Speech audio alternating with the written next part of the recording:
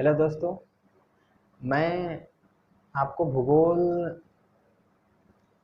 की कुछ छोटी छोटी बातें समझाने की कोशिश करूंगा। देखिए, जब भी हम भूगोल पढ़ना शुरू करते हैं तो भूगोल पढ़ने से पहले हमको कुछ छोटी बातें पता होनी चाहिए। जैसे देखिए, ये दिशाओं के बारे में सबसे पहली पहली बात हम लोग को दिशा के बारे में पता होना चाहिए कि क्योंकि भूगोल में हम जहाँ भी देखेंगे, जो गोल है, पृथ्वी गोल है, तो उसमें दिशा बताना बिना बताए बता बता कर पढ़ना बहुत सरल होता है। जैसे ये मैंने प्लस का चिन्ह, आपको लग रहा है प्लस का चिन्ह नहीं है, ये बहुत बड़ा चीज़ है।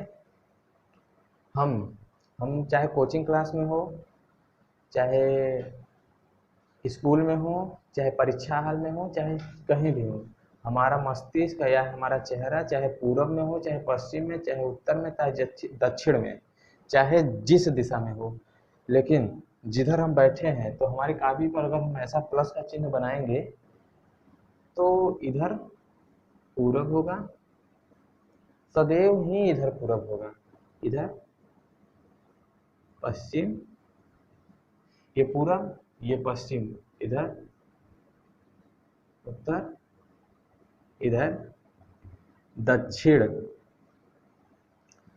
तो पूरब, पूरब, पश्चिम, उत्तर, दक्षिण। ये देखिए, पूरब और उत्तर के बीच में अगर कोई दिशा है तो इसको हम क्या कहेंगे? पूरब उत्तर, पूरब उत्तर यानी पूर्वोत्तर, पूर्वोत्तर। उसी तरह पश्चिम और उत्तर के बीच में कोई दिशा जा रही है तो पश्चिमोत्तर हो जाएगा।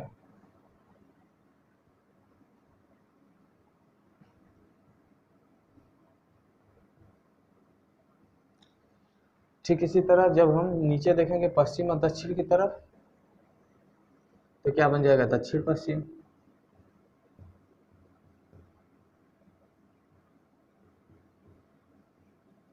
और ये दक्षिण पूरब। तो इधर पूरब, इधर पश्चिम, इधर उत्तर, इधर दक्षिण, पूरब उत्तर, पश्चिम उत्तर, दक्षिण पश्चिम, दक्षिण पूरब। ये हमारे रीजनिंग में भी है, ये हमारे रीजनिंग में भी यही दिशा होता है। रीजनिंग के सवालों को हल करते समय, रीजनिंग के सवालों को हल करते समय भी हम लोग यही ध्यान यही नियम लगाते हैं कि ऐसा ऐसा होता है। ये मैं क्यों बता रहा हूँ अभी पता चल जाएगा।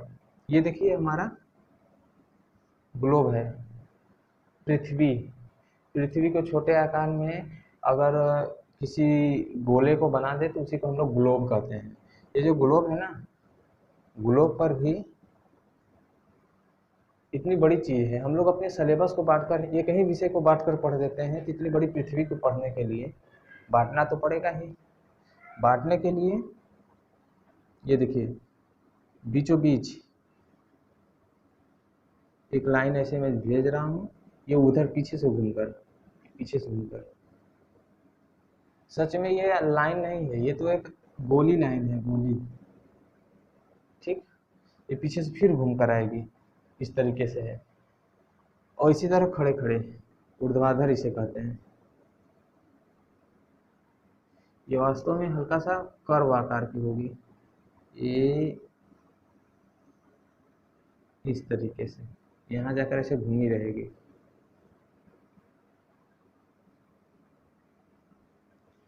और उसी तरह ये भी है। ये जो लाइन है देखिए, पूरे ग्लोब जो है हमारा, ये ग्लोब जो है,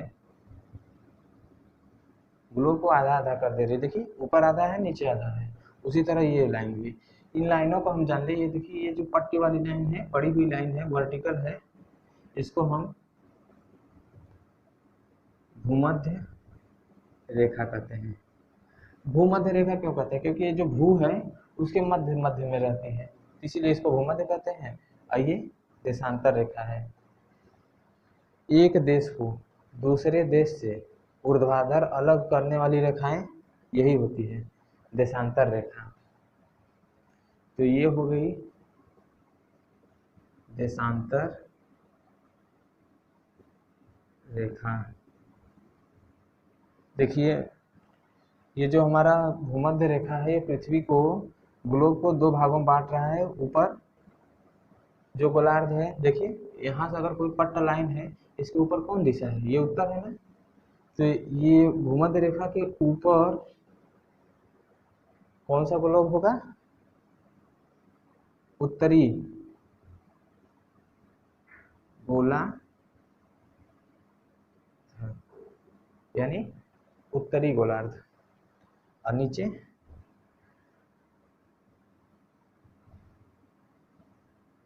दक्षिणी गोलार्ध। देखिए हमें उत्तरी गोलार्ध और दक्षिणी गोलार्ध का ज्ञान हो गया है। इस भूमध्य रेखा के उत्तर में यानी उधर साइड उत्तरी गोलार्ध, नीचे साइड दक्षिणी गोलार्ध। इसी तरीके से ये जो खड़ी लाइन है, ऊर्ध्वाधर लाइन है, ये भी भूमध्य रेखा को दो भागों में बांटती है, ग्लोब को दो भागों में बांटती है। ये पूरा ग्लोब था, इसको आधा ऐसे किए, इधर का जो ग्लोब है देखिए कोई ऐसी लाइन है, इसके इधर ये पूरब, इधर पूर्वी गोलार्ध हो जाएगा, पूर्वी गोलार्ध,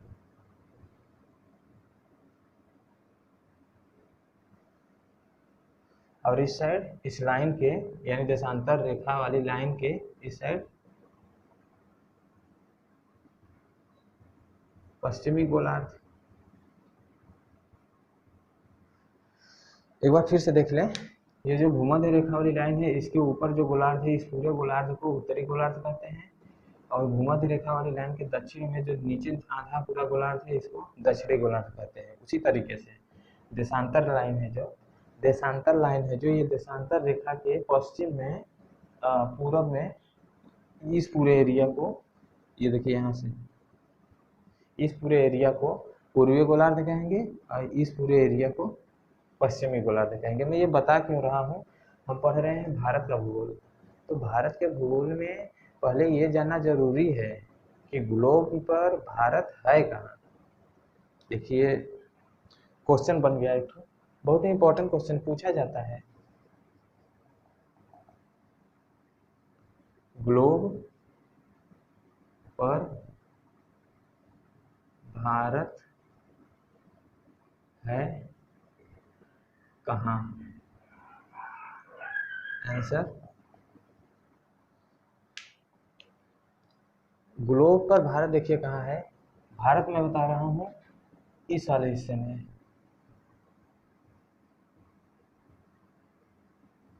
अगर मैं पूछ लूँ ये जो शेडेड लाइन है, इसमें इस वाले हिस्से का क्या नाम है, तो आप यहाँ से देखकर आसानी से बता सकते हैं, पूर्वी गोलार्ध, उत्तरी गोलार्ध, यानी पूर्वी उत्तरी ना, पूर्वी गोलार्ध। अच्छा इसको देखिए, जो देशांतर लाइन है, ये गोलार्ध जो है ना, इसको देशांतर में बांटते हैं, तो इसको पूर्वी देशांतर कहते हैं, पूर्वी देशांतर, इधर पश्चिमी देशांतर। तो भारत है कहाँ, भारत उत्तरी गोलार्ध, पूर्वी देशांतर, इससे तो है पूर्वोत्तर गोलार्ध। एक तरीके का हम देख रहे हैं ना, पूर्वी है उत्तर है, पूर्वी उत्तर गोलार्ध, तो हम बता सकते हैं कि भारत पूर्वोत्तर गोलार्ध में है, गोलार्ध में स्थित है। पहली बात, उत्तरी गोलार्ध और पूर्वी देशांतर, उत्तरी गोलार्ध पूर्वी देशांतर, तो पूर्वोत्तर गोलार्ध हो गया। ये जो अब देखिए मैं भारत का नक्शा बनाऊंगा, आपको ये सब चीज़ें पता होनी चाहिए कि भारत का नक्शा कैसा, आप किसी के विषय में पढ़ रहे हैं, यदि उसका किसी को जानना चाहते हैं, अगर आप उसको उसकी शक्ल को नहीं देखे हैं तो उसके विषय में कोई कितना भी वर्णन कर दे, आप अच्छे से भली भांति नहीं समझ सकते जब से आप उसका शक्ल और उसका घर या एड्रेस नहीं पता रहेगा। तो एड्रेस मैंने बता दिया, अब घर देखिए कैसा है, उसका शक्ल कैसा है, ये है भारत।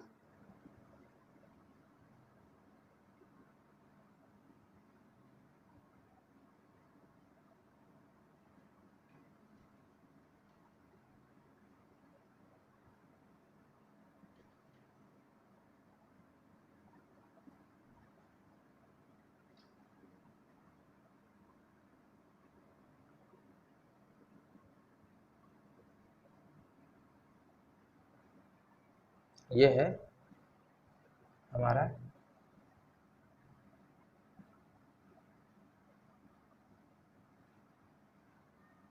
ये है भारत। तो भारत में देखेंगे, ये भारत है, भारत में इधर अंडमान निकोबार, इधर लक्षद्वीप, इधर मिनकाय द्वीप, यहाँ पे रहती है, ये देखिए यही वाली भूमध्य सागर है। तो एक तरीके से हम बता सकते हैं कि जब इतने जगह में भारत है, अब भूमध्य सागर यहाँ, भूमध्य रेखा यहाँ पर है, और इसी के बाद ये भारत ही है, तो भारत इधर ही कहीं होगा ना, इधर ही कहीं है। देखते हैं कहाँ है। देखिए ये हमारा जम्मू कश्मीर है, ये क्षेत्र, इसको बोलते हैं जम्मू एंड कश्मीर। जम्मू कश्मीर की इधर देखें, यहाँ से ये बहुत अच्छे से जानते हैं हम इसको, पाकिस्तान, ये अफगानिस्तान, यहाँ से लेकर इधर तक के जगह में पूरा चाइना पर अटैक, पूरा चाइना का है। लेकिन यहाँ पर देखिए नेपाल है, ये नेपाल है, नेपाल के पूरब में सिक्किम है, सिक्किम, सिक्किम के पूरब में BH यानी भूटान है। सिक्किम के पूरब में देखिए भूटान है, यहाँ देखिए इधर म्यांमार, इधर ये बांग्लादेश, BD बांग्लादेश, ये म्यांमार। अभी मैं बता रहा हूँ, आप थोड़ा सा सब्र करिए, आपको पता चल जाएगा कि आप क्या सीख रहे हैं। ये चाइना, इसको तो पता है, इंडिया, इधर ये लक्षद्वीप है,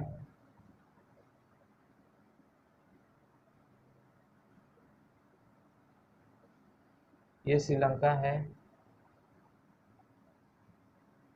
अंडमान, अंडमान, आइए निकोबार, इधर बंगाल की खाड़ी, इधर देखिए, इधर इसकी इधर इधर अगल बगल में तो ऊपर साइड उत्तरी भारत की सीमा में तो देश है, लेकिन दक्षिणी भारत की सीमा में देश नहीं है। क्यों नहीं है? क्योंकि इधर पूरा पानी पानी है, ये पानी पानी है, ये पानी पानी है, समुद्र है। इस वाले समुद्र को हम कहते हैं बंगाल की खाड़ी, इस वाले समुद्र को हम कहते हैं अरब सागर। तो ये जो बंगाल की खाड़ी है, बंगाल की खाड़ी,